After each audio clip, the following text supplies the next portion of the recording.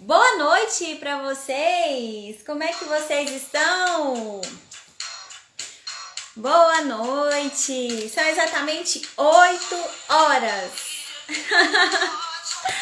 Sejam bem-vindos! Vamos começar a nossa live! Como vocês estão?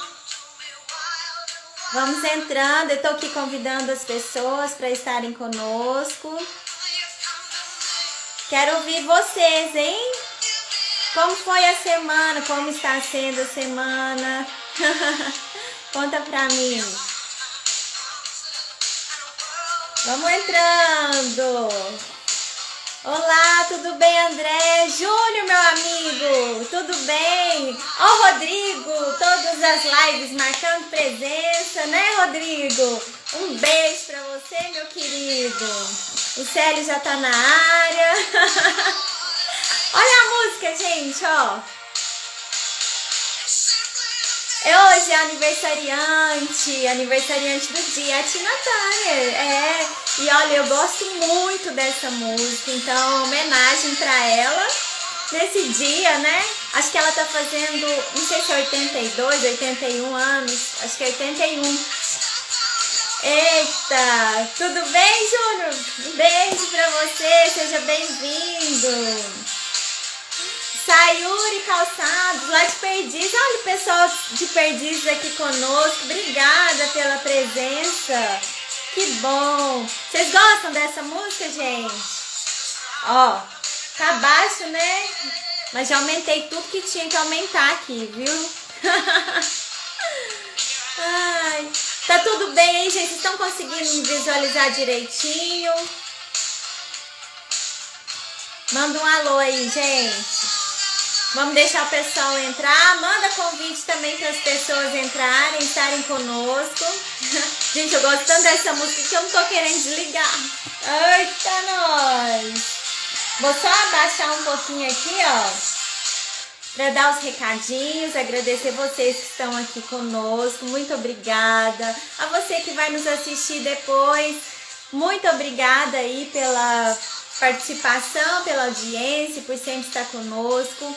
Hoje é um tema muito interessante, é um tema de que eu gosto muito e eu convidei de novo o Célio, ele já fez lives conosco, foi maravilhosa a live que ele fez conosco e a gente fez um compromisso de estar periodicamente nos encontrando aqui no meu Instagram pra gente fazer essas lives com temas interessantes como esse de hoje. E eu acho que muita gente está precisando ouvir o que a gente vai falar hoje. Então manda esse convitinho, esse avião que tá aí para todos os seus amigos e vamos encher essa live de gente, hein? Bom, então para você que vai assistir a live, um super beijo depois, né? Se ela ficar gravada.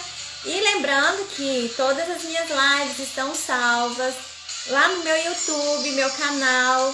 Vocês podem acessar meu canal. Onde está o meu canal? Gente, está no meu perfil, na biografia. Vocês vão lá na bio, tá lá um link onde você tem acesso a todas as minhas redes sociais. Telegram, YouTube, Facebook, enfim. Oi, Francisco, tudo bem? Oi, Maria, um beijo. Oi, Alcilene, um beijo pra você. Vamos chamar já o nosso convidado da noite? Então, parabéns aí pra Tina Turner. Ai, quem fez aniversário também de casamento ontem foram meus pais. Um beijo pra vocês, papai e mamãe, que Deus abençoe. Gente, 42 anos de casados. Legal, né? É uma vida. Então, ó, vocês são exemplos, viu, pai e mãe? Um beijo pra vocês. Bom, vou chamar então meu amigo que já está na área. Só um minutinho. Célio, estou enviando com...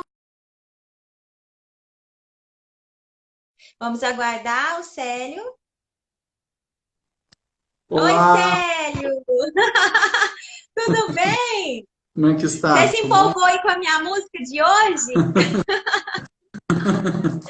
Bem Ai, Tina animado. Turner.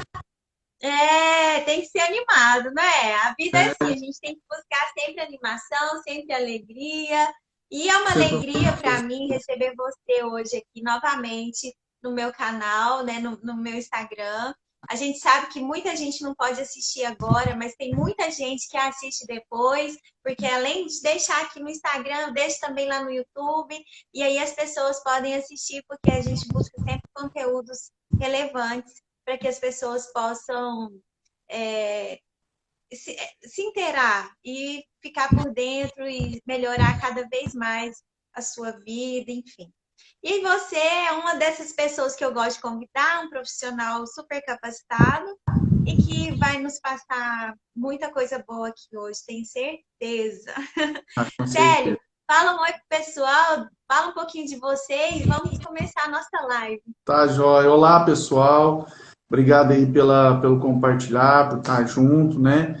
Que, na verdade, são temas relevantes, são muito comuns, né? Então, é especial falar desses temas hoje, porque é muito comum e em qualquer classe, em qualquer lugar, estendido a qualquer situações da vida e também em geração. Então, assim, eu agradeço aí os que estão participando, vão participar durante esse momento, né, dessa live, desse ao vivo, né?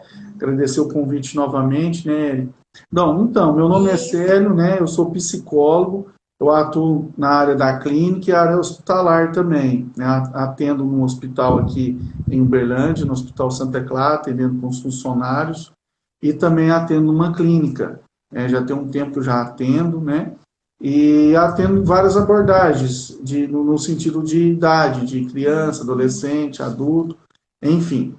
E também eu quero compartilhar também algumas experiências, compartilhar alguns conhecimentos. Por isso que eu falo compartilhar, porque nós estamos sempre, tem que estar junto, né? Para trazer alguma informação que pode ser nova. E pode ser uma prevenção, pode ser uma ajuda, né? A outra vez que eu tive aqui na live, né, no seu canal, eu lembro que a gente falou do câncer, né? E trouxemos algumas dicas práticas de prevenção.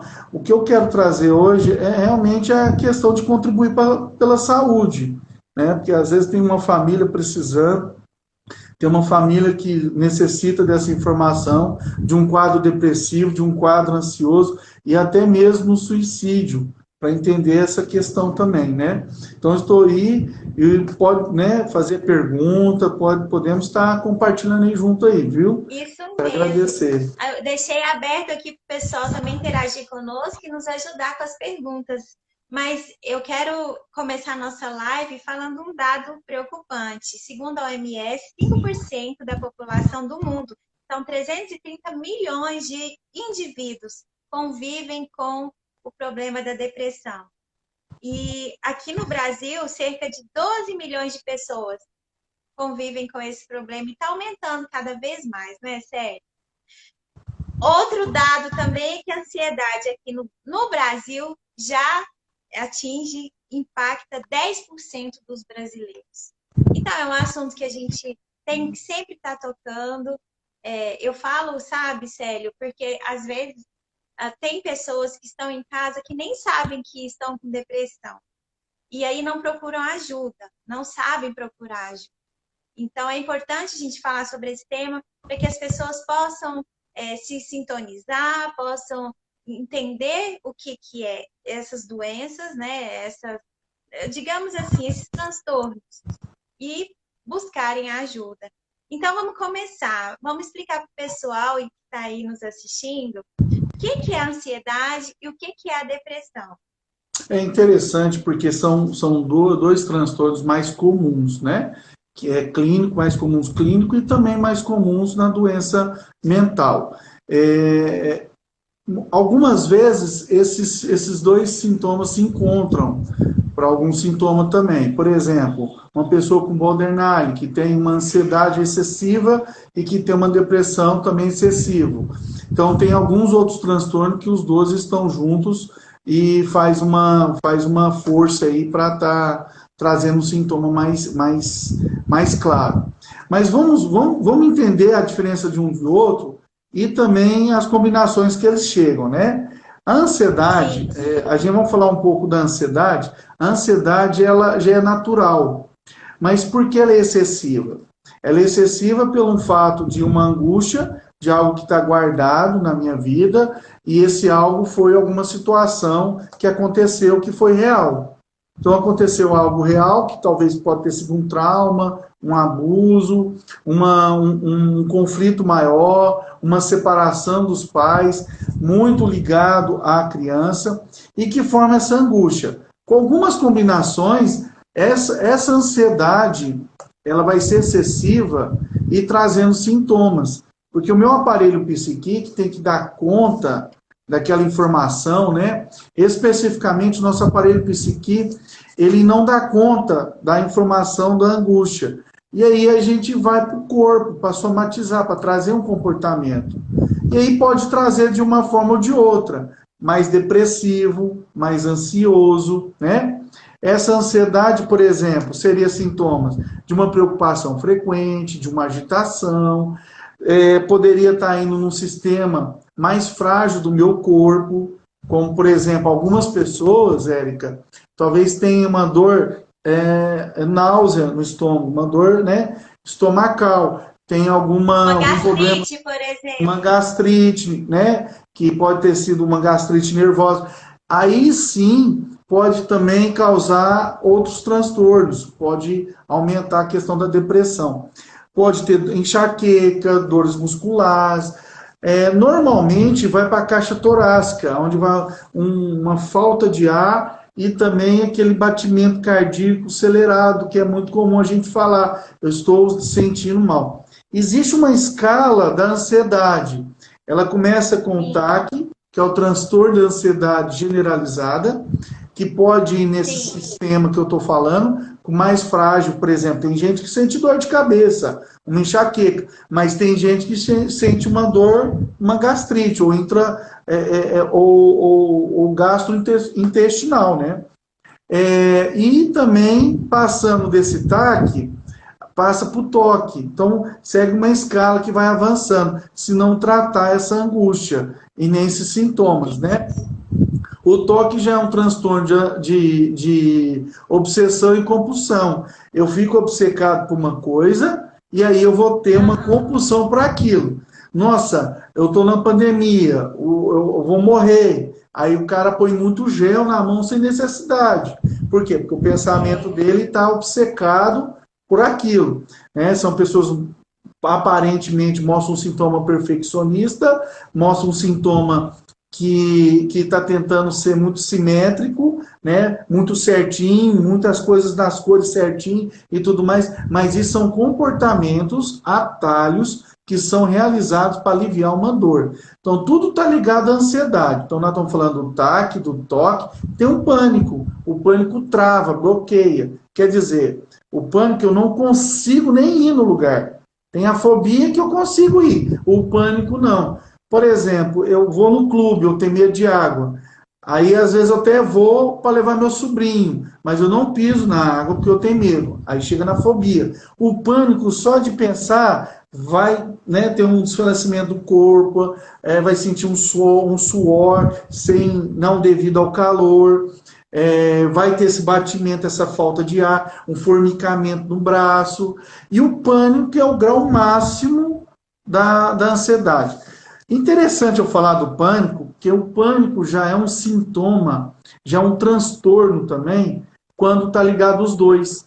Quando a pessoa tem pânico, ela tem ansiedade e tem depressão. Ela tem os dois. Sim. Tanto que é que o momento que ela fica com esse pânico bloqueado, muitas vezes não anda de ônibus, não quer andar em público, quer ficar fechada, trancada, aí parece já está trazendo também um sintoma da depressão, que é o silêncio, trancado no quarto, o preto e branco, nada é mais colorido, eu não tenho um sorriso mais para a vida, o sentido da vida. Então, quando a gente chega nesse quadro, né, do pânico, a gente já tem uma depressão. Então, a depressão ela pode vir combinada com a ansiedade ou ela pode vir sem combinado com a ansiedade.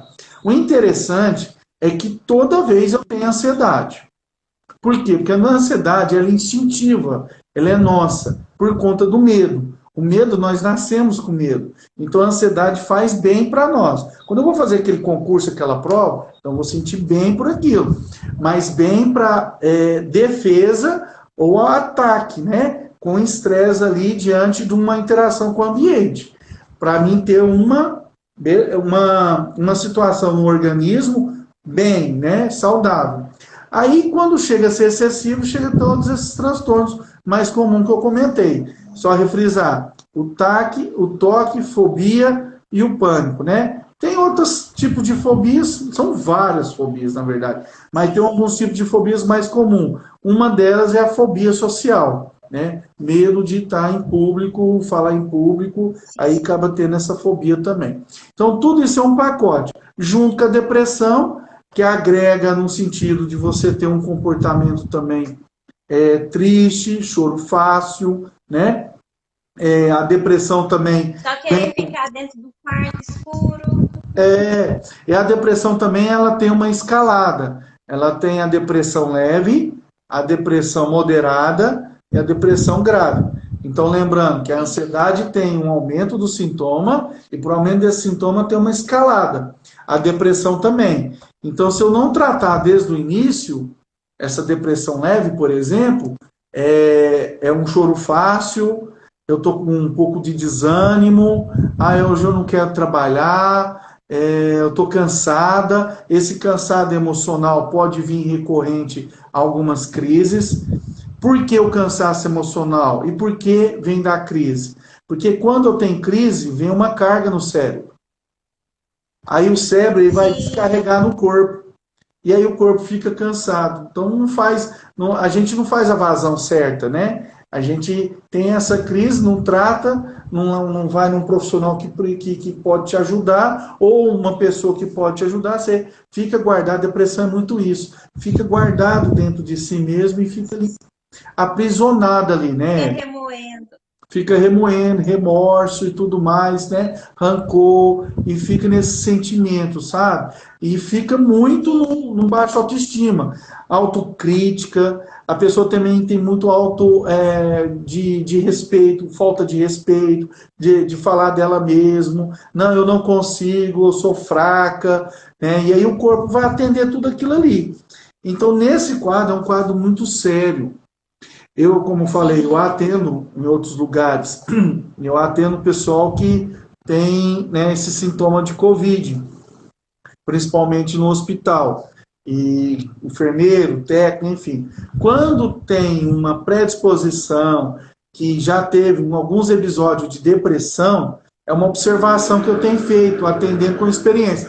Isso aí, o que eu estou trazendo aqui é uma experiência, quem está assistindo já vai ouvir alguma coisa assim. Então, quem já teve algum episódio de depressão, pós-parto, depressão na vida, algum episódio que estendeu um pouco mais, uma depressão moderada e a grave. O que é a moderada? Moderada é a sem vontade de fazer as coisas. Sim. Aí eu estou sem vontade até do meu higiene, não quer tomar banho direito. Não quer tomar banho, não quer comer.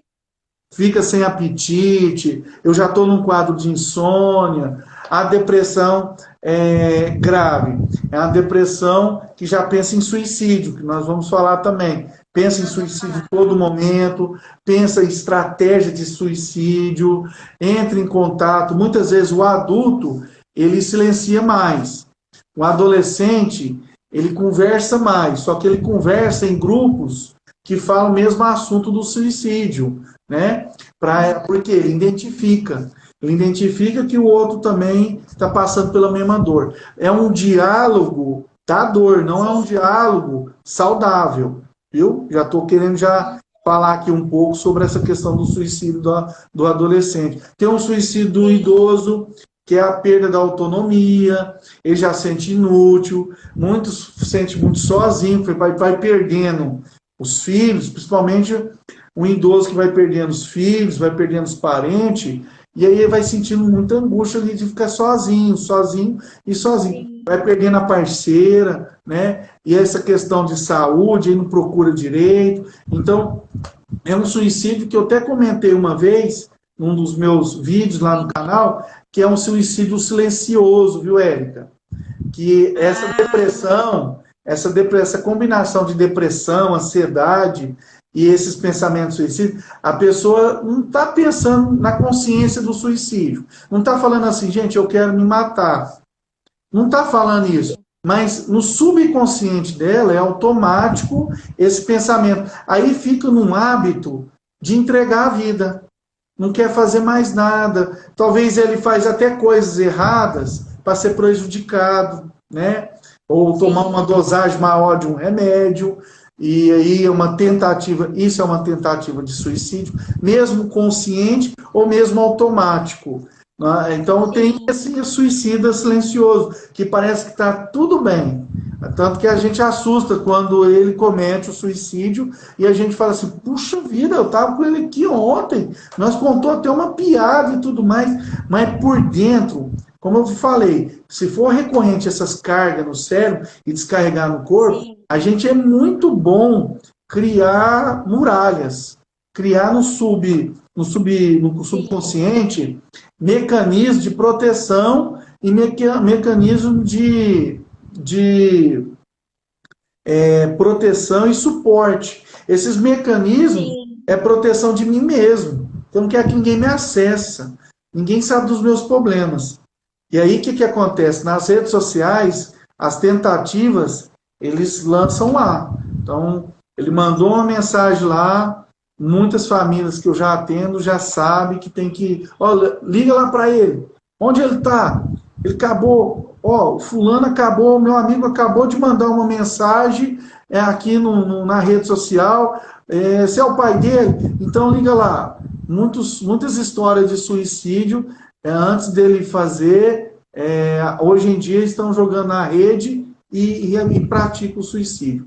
Então, só para recapitular, falando daquela escada da depressão, temos a leve, a moderada e a grave. Então, a leve é um pensamento mais de desânimo, a moderada é um pensamento mais da folia, sem vontade até de fazer coisa que gosta, como do higiene. E a grave é o pensamento suicida. Então, se eu não conseguir tratar ali e cuidar, Érica, pode aumentar esse quadro, sabe? E aí a gente não sabendo lidar. Então, é que eu ia te perguntar, as três, então, elas são muito importantes de estar atento, da pessoa estar atento a elas. Independente se é moderado, porque para passar de um grau para o outro, eu creio que deve ser um pulo, né? Porque assim, é uma complexidade, mas os sinais de comportamento, eles é bem visível, é bem claro, e eles não fogem à regra, né? Tanto que que no quadro depressivo da criança é difícil o diagnóstico. É difícil o pai entender que a criança está com depressão. Mas tem sinais. Muitos pais aqui devem achar que criança não dá esse tipo de coisa, que é frescura. O que a criança vai ter de problema? É criança, o que ela tem preocupação, o que ela tem de pressão na vida? É uma criança, né? Só lembrando também, um dos gatilhos que causa esse suicídio, essa questão da tentativa, são pressões. São pressões e ressentimento. Então, a pessoa sente muita culpa e tem aquela pressão também que dá o gatilho. É o gatilho, mas não a causa, né? Sim. Então, falando da criança, a criança ela não mostra sinais bem claros.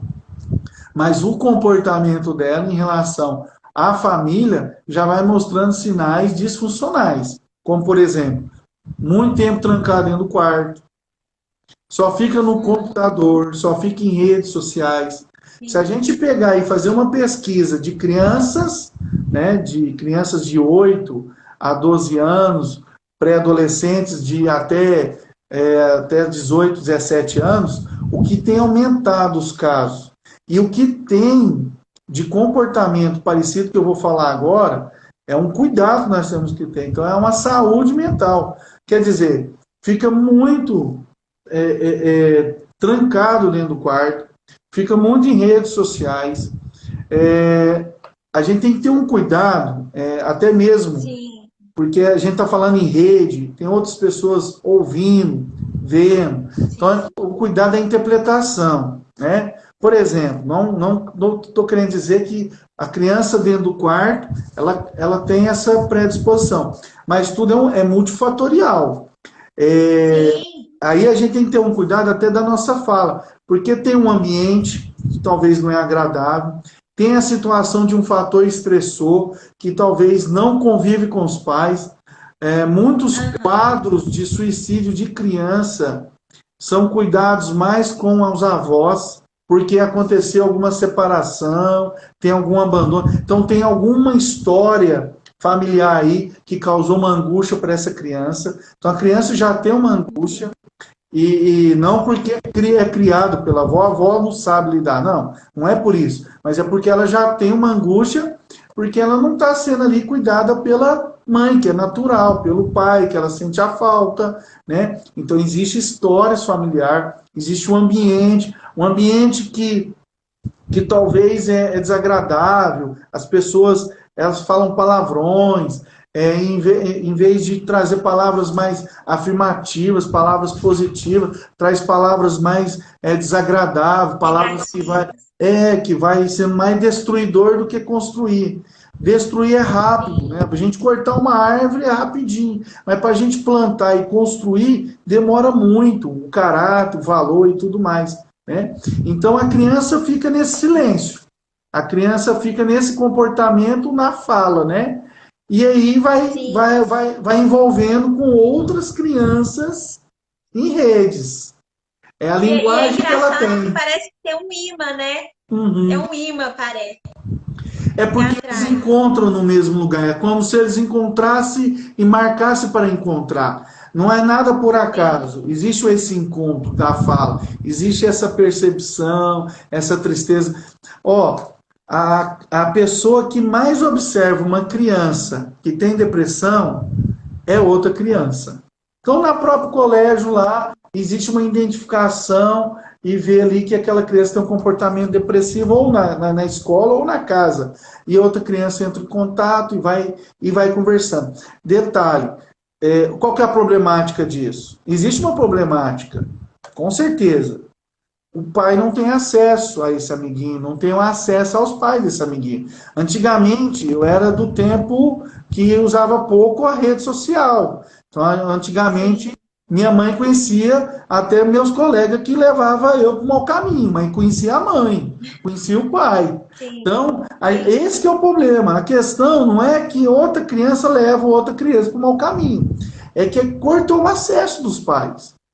Os pais não têm acesso, o quarto é trancado, a rede do computador está no mundo. É um cara lá do Rio, é um cara lá do São Paulo, é um adolescente talvez maior do que ele, que já passou por muitas coisas. E interessante, Érica, que eles tentam ajudar. Sim.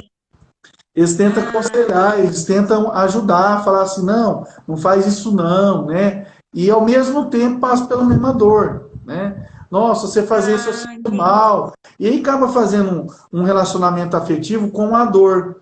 Porque se você parar de conversar comigo, eu vou sentir mal, né? E aí se sentir mal pode ser um gatilho para fazer algo que é pior, né? Tem essas questões, por isso que eu estou te falando. Tem que ter cuidado nas interpretações. Quem está ouvindo, quem está assistindo, tem que ter cuidado nas interpretações. Por quê? Tem esses animes também. A gente vê muito as crianças vendo isso, mas tem os bons e tem os ruins. Tudo na vida tem isso. E os animes vêm, né? Traz essa ideia de suicídio também, depressão muito forte. Tem alguns livros, tem uns animes que falam mais claramente. Aí o que a pessoa, uma criança quer ver? É um desenho. E aí quer ver direto aquele que chama mais atenção ao suicídio, à depressão. Então pode ver um anime? Pode. O problema não é esse. O problema é que eu vou ter uma tendência a buscar filme, música, coleguinha, que chama mais atenção para esse quadro depressivo e esse quadro de suicídio. Então, é realmente uma problemática por conta do acesso dos pais. Você falou uma coisa aí que eu quero até dar um exemplo. Que quando eu tive depressão, que foi lá para os meus 15, 16 anos, eu escutava muito Renato Russo. E ele tinha um CD que chamava A Tempestade, mas se você ouvir aquele CD, você quer morrer, sabe? E eu escutava. Então, assim, a gente busca mesmo, realmente, aquilo que afaga a tristeza da gente, aquela dor, aquela angústia, né? E faz todo sentido isso que você está falando. Eu estou comentando aqui de uma fase, né, que é da criança e do adolescente. O adulto também Isso. tem, né? Eu vou até abrir aqui, porque eu já estou resolvido com isso, acho que é até interessante para a gente compartilhar. Eu já tentei na minha adolescência também suicídio. Eu já tentei por um término, por exemplo, de um namoro. Eu queria me enfiar lá debaixo de um ônibus. Fiquei muito mal, fiquei num quadro depressivo. Eu não tinha esse quadro depressivo. Mas o que aconteceu? Por uma situação que levantou uma carga no meu cérebro, hoje eu falo isso porque eu entendo, e vem uma descarga no meu corpo, eu não dei conta. Então, o aparelho psiqui, ele não dá conta de uma carga tão forte. Quer ver uma coisa? A pessoa não tem quadro de suicídio, e perdeu um pai, perdeu um filho, perdeu uma mãe, ela talvez pode ter essa carga muito forte, e fazer algo impulsivo, como um surto, né? E andar. Quero andar, só quero andar. E aí não quer ter cuidado de mais nada. Se um carro pegar, se um ônibus pegar. Então a carga do cérebro também pode, um episódio muito forte, pode também causar. Tanto que eu atendo pessoas que têm episódios fortes, que perdeu filho, que é muito forte isso aí, perdeu mãe, e que perdeu assim recentemente, de um dia para o outro, já está lá na clínica. Eu já falo para vir com parente, para andar junto com ela, para não deixar sozinha. Vai tomar remédio psiquiátrico, acaba tomando a caixa inteira. Por quê? Porque o surto é grande no cérebro por conta do episódio, que eu vou fazer uma besteira, né?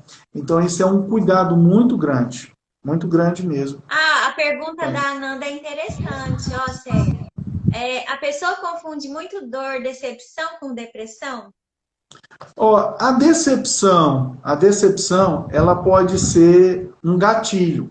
Ela não é uma depressão e nem um sintoma. Ela pode ser um gatilho, né? Mas Isso, ela gatilho pode pode ser uma levar coisa, para depressão. gatilho pode ser uma coisa assim, ó, pititinha, para acontecer aqui que já está borbulhando dentro de mim, né? O quadro depressivo mesmo, ele vem recorrente, ele traz sinais.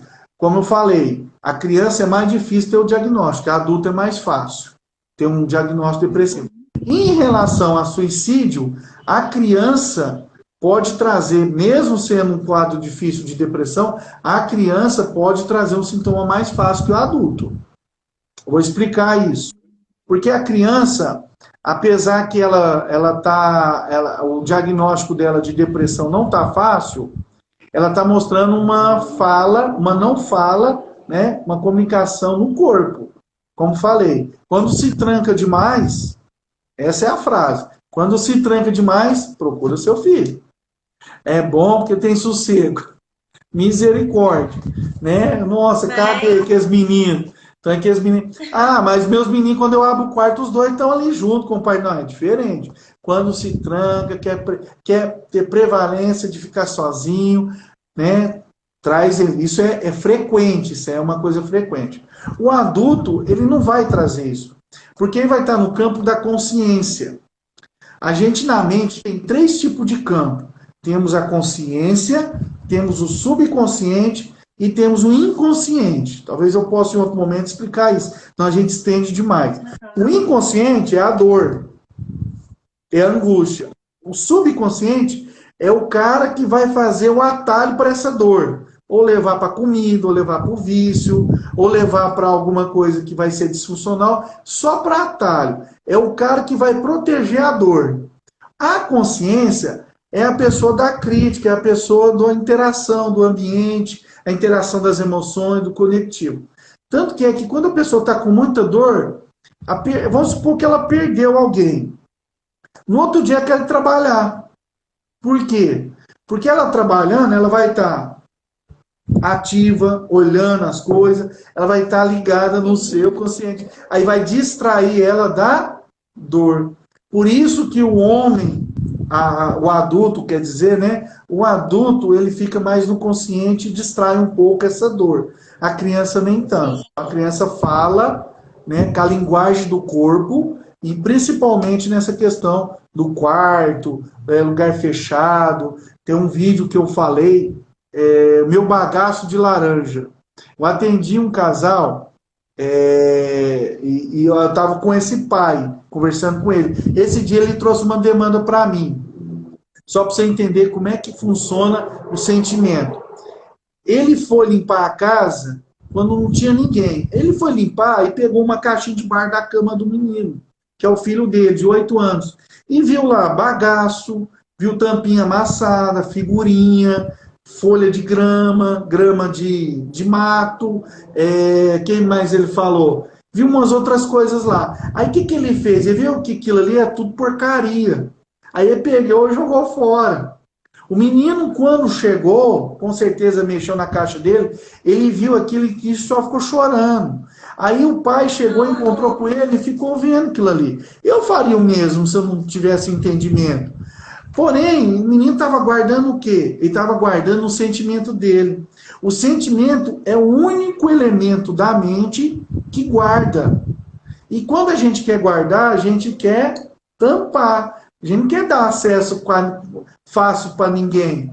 Então a caixinha, talvez você deve estar pensando, puxa vida, eu tinha umas caixinhas lá na criança. Às vezes a gente tem, criança sempre tem uma caixinha para guardar as coisas. Eu tenho um menino que, eu tenho 2 pequenininhos. Eu tenho 4 filhos, mas tem 2 pequenininhos que tem um baú e o outro usa uma caixa. Menina do céu, se eu for para jogar fora o que tem lá dentro, nossa, ele guarda trem estragado, ele guarda coisas eletrônicas estragadas. Só que eu aprendi o seguinte, que nós estamos acessando o sentimento dele. É uma maneira externa dele comunicar com mais facilidade. E o pai fez da pior forma. Ele invadiu o sentimento e tirou aquele bagaço de laranja. Aí ele falando, mas doutor, como que você faria então? Como que era ser feito? Aí eu expliquei para ele. Pega uma laranja, dá uma laranja pro seu filho, na frente dele, põe a caixa lá, né? Até no mesmo momento que ele chorou, chupa uma laranja também. Vocês vão chupando, vão chupando. Vai terminar num bagaço. Aí você pergunta para ele, e agora, filho, o que a gente faz com bagaço? Faz pergunta. Aí o filho fala assim, olha, pai, automaticamente o filho vai falar o quê? Joga fora. Ele não vai pôr na caixa, porque quando a gente guarda as coisas, a gente guarda escondido. Então, quando a gente guarda o nosso sentimento, a gente não quer saber, a gente não quer também que a pessoa saiba o que eu estou guardando. Então, ele não ia jogar aquele bagaço na caixa. Aí ele ia falar assim, vou jogar fora. Aí é a hora de você ensinar seu filho. Filho, então bagaço a gente joga fora. Vão fazer isso na sua caixinha? Você mesmo pode fazer. Então, ele mesmo pode tirar lá. E aí, o que eu ia falar para ele? Eu falei, traz e não ir lá caixinha. E invadir a privacidade dele, né? Isso. Traz coisas positivas para a caixinha dele. Então, tirou um bagaço, dá uma flor, dá uma compensação positiva.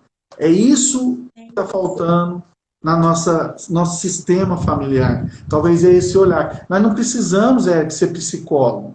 A gente só precisa entender o sentimento dos nossos filhos, entender o sentimento da esposa, entender o sentimento do esposo. O importante, eu sempre falo isso com meus pacientes, o mais importante é você conseguir separar as coisas. O que é fato e o que é sentimento. O que é fato é aquela situação, responde da maneira que for adaptativa para aquele fato. Quando eu sou muito excessivo para responder, aí eu estou fazendo com o sentimento. Então, separa o sentimento com o fato. Sim. Aí você vai ter uma consciência melhor de lidar e até mesmo entender alguns sinais que seu filho está trazendo. E quanto mais rápido tratar, melhor. A ansiedade, a depressão e essa questão de pensamento suicídio que vem agregado com esses dois. Por isso que eu tratei de falar de suicídio também. Todo mundo que tem pensamento suicídio, ou tentou, ou fez um suicídio, ele vem com essa ansiedade, ele vem com essa depressão. Sim. Uhum. A gente tem perguntas aqui, ó. A Ellen, minha irmã, beijo, querida.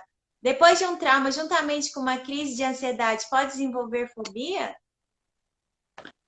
Depende. A gente não fala que é isso e pronto, porque depende muito da construção do seu aparelho psique. O que é o aparelho psique? Eu acabei de falar. São 3 camadas, o consciente, subconsciente e o inconsciente. Depende também de que forma foi esse trauma e que forma foi associado no seu processamento, né? Por exemplo, eu estou na clínica e eu estou conversando com um paciente e a caneta é vermelha. Tudo que está no ambiente entra o input pelo cérebro, pelos sentidos. Vai pelo cérebro e vai para a mente. E redistribui nessas camadas. Se um ladrão entrar na clínica e fazer uma bagunça e tudo mais, talvez para mim não gerou um trauma. Mas talvez para o paciente, não porque ele é o paciente, mas talvez para o paciente gere um trauma. Aí ele não pode ver o quê? Uma caneta vermelha. Então isso depende. Né? Depende muito da combinação daquilo que o seu aparelho psiqui está dando conta. Né? O que é o aparelho psiqui? É a própria mente. Se ele dá conta de segurar, o trauma, as situações e tudo mais. Agora, se eu estou trazendo um sintoma que já está no corpo, ligado à ansiedade, é porque o aparelho psiqui já está um pouco fragilizado. Já está um pouco assim, né? Sentindo ali um pouco e não está dando conta. Por isso que redistribuiu para o corpo. Aí é um sinal que pode sim causar ou fobia ou um pânico. Precisamos tratar, né? Como que a gente trata isso? Você pode tratar de uma forma aleatória, com os atalhos que eu acabei de falar, no subconsciente, que é o seu técnico que direciona o que deve ser feito, só que alivia. Como que é o melhor tratamento? É encontrar um espaço de cuidado, de segurança e de confiança. Né? Pode ser um psicólogo, pode ser um pai, pode ser uma mãe, pode ser um amigo, pode. Aqui nós não estamos falando que tem que procurar só terapia. Tanto que eu atendo 15 a 20 pacientes por dia. Todos, Éricas. Eu falo que terapia, quanto mais eu falo que terapia não é na clínica, mais vai, gente. Eu falo que terapia não é naquela sala. Terapia é lá fora, é na vida. Porque aqui eu vou só lidar com os gatilhos para você ver que você tem força de lidar lá para fora. Por isso que a terapia é breve, ela não demora, ela é rápida. Porque é só para você entender. Cara, mas eu não resolvi quase nada. Mas você resolve. Não é eu que vou resolver. Porque a gente quer as coisas rápidas. A gente quer uma pílula que toma e fala assim, tô bem. Não existe. Não existe. Então, assim, a gente quer resolver rápido. É uma tendência hoje. Eu tenho muita preocupação porque esses dados da Organização Mundial da Saúde, eles são empíricos, são científicos. Mas os dados subjetivos é que muita gente tem ansiedade excessiva. Tem muita gente com ansiedade excessiva. Sim. Principalmente em pandemia, né, meu amigo? Porque essa pandemia despertou, aliás, como você mesmo disse, os gatilhos foram aguçados na pandemia, não é? Me corrija se eu estiver errada.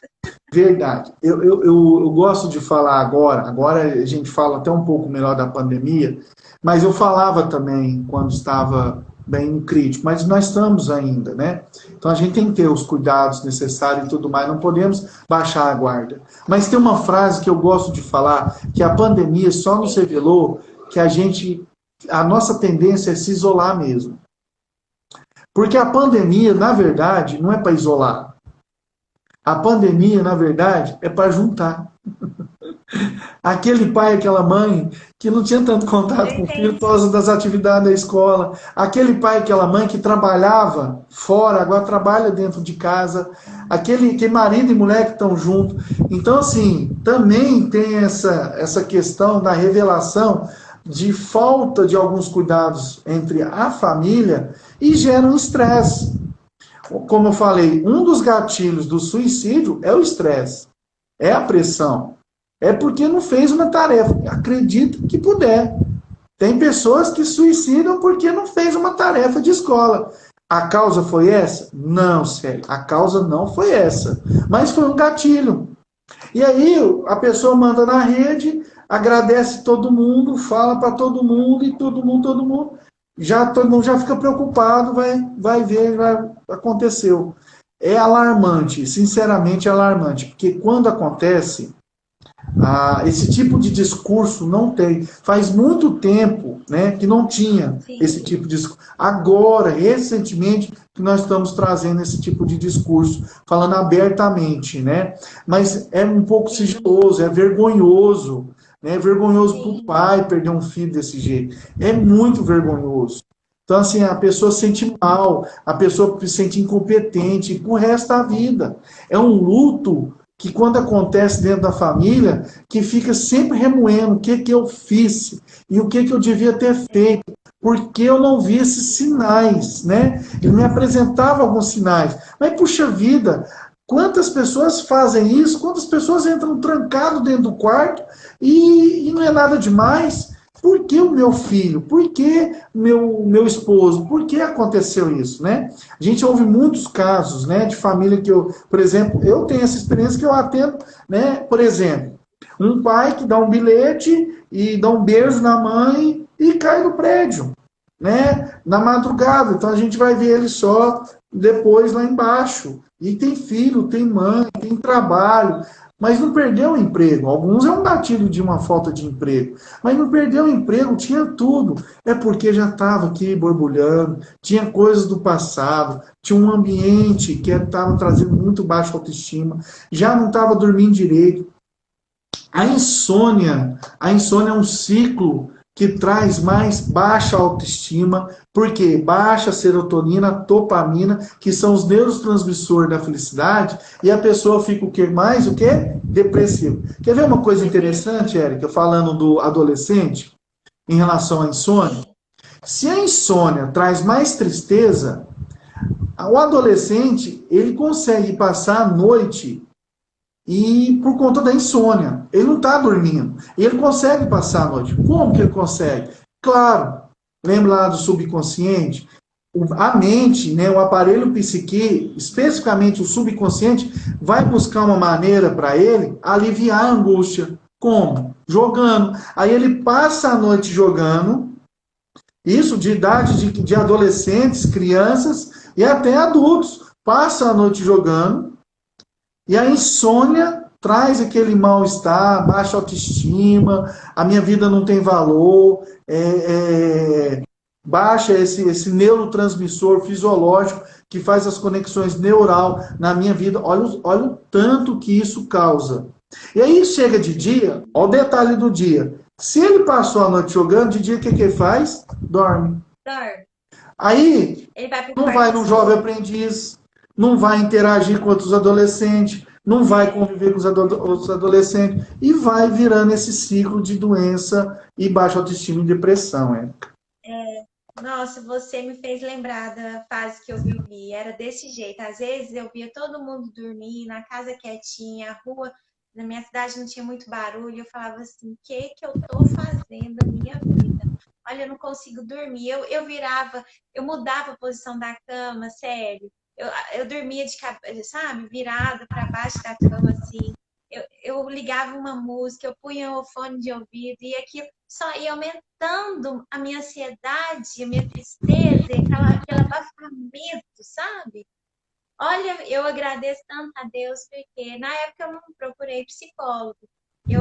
Foi Deus que me tirou mesmo, sabe? Amém. Mas foi um ano dificílimo, foi terrível. Emagreci, eu fiquei muito magra, enfim. Então, por isso que eu trouxe esse assunto. Eu acho que esse assunto é importante para os pais que estão nos assistindo, prestarem atenção nos seus filhos, porque a gente não, a gente às vezes, é como você disse, durante o dia a gente ó, não demonstra nada. A gente sofre lá à noite, a hora que tá todo mundo quietinho, que, enfim, é muito triste. Então, pai e mãe, observem seus filhotes. Eu vejo que muita gente comentando, aqui, a Ananda falou, se as pessoas soubessem como é bom ir ao psicólogo, todos iriam, é muito bom. Eu vi que a minha colega colocou aqui também, a Kátia, ela trabalha com organização, Célia, ela fala que tem o maior cuidado. Opa, peraí. Ela tem o maior cuidado de não mexer nas coisinhas das pessoas, nos guardados, porque invade o sentimento. Então, diz ela que tem todo um processo, né? Ela falou aqui que ela tem esse cuidado com a organização das Vem aquela casas. pergunta anterior, né? O cuidado que ela tem, ela é psicóloga, então ela sabe desse cuidado, que é muito importante. É a decepção. A decepção é um dos gatilhos. Ó, decepção, ressentimento. O ressentimento é a culpa, que são os gatilhos fortes. A pressão, como eu falei, sério mesmo. A pessoa perdeu o emprego. Aí no outro dia está morta, suicidou. Mas foi por causa da falta do emprego? A gente tem que tomar esse cuidado. A combinação do adulto numa tentativa de suicídio, o que difere com as tentativas de suicídio de uma criança? Não é angústia. A angústia, ela tem a mesma entrada. É claro que as angústias são diferentes, porque depende ali do seu conteúdo ali subjetivo. Mas é a mesma entrada, o mesmo lugar que fica. Então não é angústia, a causa é angústia. O que difere então de uma criança e um adolescente, eu já estou puxando a criança também, de um adulto e de um idoso? É os gatilhos. O gatilho da criança é diferente. O gatilho da criança, se fosse fazer uma escala, é mais forte de pressão. Nossa, aí como é que eu faço? Aí a mãe já tem aquele receio de ter uma família disfuncional, como perder um marido, já quando criança também já estava sem um pai. Aí ela cria aquele medo, aquela ansiedade e fica preocupada demais com o filho. E aí gera angústia também, porque essa superproteção vem de uma base excessiva da dor. Não vem pelo um carinho excessivo do amor, vem pela dor. E aí a criança vai, né, trazer uma resposta disfuncional, de resposta de querer fazer tudo que quer, de ninguém me manda, né, ninguém sabe o que eu estou passando, e aí volta aqueles comportamentos que eu te falei. São crianças que dormem até tarde, são crianças que ficam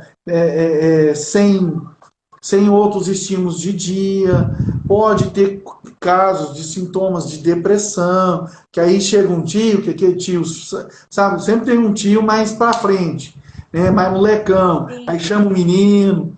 Essa é a ideia, viu, Érica? Eu sempre falo isso com a família. Se o pai perdeu ali a comunicação, tem ali ainda uma certa respeito ali, mora dentro da casa e tudo mais, mas perdeu um pouco o acesso da confiança, procura em duas pessoas na família, tio e avô. É incrível como que eles colocam avô nessa situação. O avô é o melhor, o avô me conhece, o avô tem confiança em mim. Ou coloca o tio, aquele tio brincalhão, aquele tio que anda junto, aquele tio, não, vem cá, vamos fazer uma zoeira, levanta dessa cama aí. Então aproxima esse vô, esse tio, ajuda um pouco aí o estímulo aí, para não ter mais alguma coisa aí, para favorecer ou fortalecer uma tentativa, um pensamento suicida, né? Realmente é complexo, depende de muito sistema familiar. Aí a gente vê o peso da família, né? Verdade. Eu acho que para os dois lados, você disse assim, se a criança convive, o adolescente, no ambiente familiar, que tem brigas, que tem discussões, que tem desavenças, que a pessoa critica, não valoriza, ao invés de desconstrói o que ela está construindo, é um problema sério. E, por outro lado, também o peso da família de tirar aquela pessoa do fundo do poço, né? Porque eu falo que a depressão é isso. Você fica no fundo, você fica sem forças para lutar, para viver, sem vontade também. Então, eu falo que o peso da família é interessantíssimo, né, Célio? Inclusive, tem uma história bíblica que é muito conhecida, né? Que é Judas. Judas traiu, sim, depois ele teve um ressentimento e suicidou, né? Eu gosto de dar esse exemplo, sabe por quê? Porque ele é conhecido. Aí eu não estou trazendo ninguém assim para expor. Então vou expor Judas, que já é bem conhecido, está na Bíblia, todo mundo que tem a Bíblia em casa conhece Judas ou conhece a história dele. Mas se a gente conhecesse de fundo a história de Judas, ia entender que ele tinha uma angústia. Então ele não fez aquilo pela traição. Ele fez aquilo porque ele estava passando por angústia. Ele tinha sinais que estava passando por essa angústia. Então ele tinha um problema sério com essa questão do dinheiro. Tanto é que ele se vendeu. Ele se vendeu, vendendo lá a entregar lá a Jesus, enfim, lá na Bíblia, né? O texto diz isso. E depois ele sentiu culpa. Viu que a culpa, o ressentimento é o gatilho? Então a culpa é o gatilho, mas a causa é uma angústia. Muitas vezes é isso mesmo, viu? Então pessoas, agora para reforçar para todos nós, pessoas que têm um ambiente que lança mais culpa, por exemplo, a pessoa está deitada, e aí, não, mas você não faz nada na vida, né? Vai aumentando mais aquela culpa que ela já tem, já de não fazer nada na vida e já está no quadro depressivo, pode aumentar cada vez mais aquele pensamento. Como falei, tem as escaladas da ansiedade e da depressão. Elas vão se encontrando. Por quê? Porque eu não estou tratando e essa angústia vai aumentar. Aí o cara tem uma personalidade impulsiva, acontece uma perda de um namoro, a primeira coisa que ele quer fazer é uma oportunidade que ele queria. Ou enfiar numa árvore, ou enforcar, enfim, para tentativa de... tomar remédio. Ou tomar remédio. São alguns casos aí que acontecem. Então, assim, a nossa vida, ela não é escrita no final. Ela começa no início. O nosso início já começa a dizer ali o que vai ser também, né? Faz parte de um contexto. Né? Então, o nosso livro, é um livro, né? A nossa vida. O nosso livro, ele é processado. Então, o que eu quero escrever no meu livro agora? O que eu quero escrever nos próximos capítulos, né? Eu quero mudar, eu quero renovar, eu quero criar ambientes na minha casa que possibilita, pelo menos, constrangimento. Eu acho bacana não a culpa, não o ressentimento, eu acho bacana não a vergonha, eu acho bacana o constrangimento.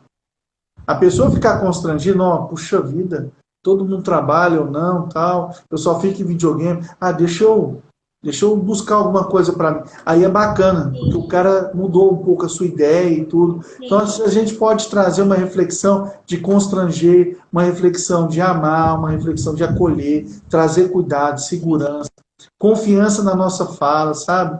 Antes de falar do outro, a gente tem que olhar para nós mesmos, a gente tem que ser humano, porque hoje em dia, nós nos preocupamos muito mais por ser individualista, materialistas, a gente busca muito mais estar por cima, estar por baixo, a gente se sente inferior, então ninguém quer ser inferior, então a gente quer ser superior, então nós temos que estar por cima, né? E tem um outro princípio também, Érica, né, que eu acho que é interessante passar aqui, é o pertencimento.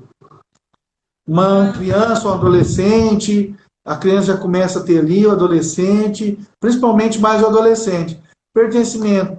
Acho que não pertence nessa família mais, sabe? E muitas vezes é essa a ideia do individualismo, sabe? Então, é interessante a gente ainda ter quartos que não separa tanto os irmãos, viu? Até uma certa idade. Hoje eu tenho essa mentalidade. Hoje eu moro num apartamento que meus pequenos, eles podiam separar o quarto, mas eles têm uma idade próxima. Achei bacana os dois estar próximos, ninguém reclamou. Então, às vezes, a gente que cria essa divisão.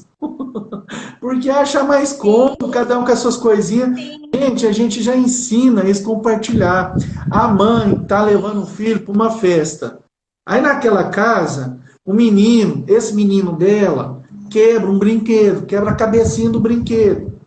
Aí a mãe que viu quebrando a cabecinha do brinquedo, que é a mãe do menino, fala assim, não preocupa não, pode deixar, não faz isso não. Desde cedo já fala assim, mãe, vamos combinar assim, no dia que for aniversário dele, ou no dia, se você quiser, a gente tem que entender que quando a gente errou, quebrou, ou fez alguma coisa errada, a gente tem que voltar lá e pedir desculpa, voltar lá, ser mais humano. A gente é muito sem educação, passa do trânsito, pisa no pé, não quer saber do outro.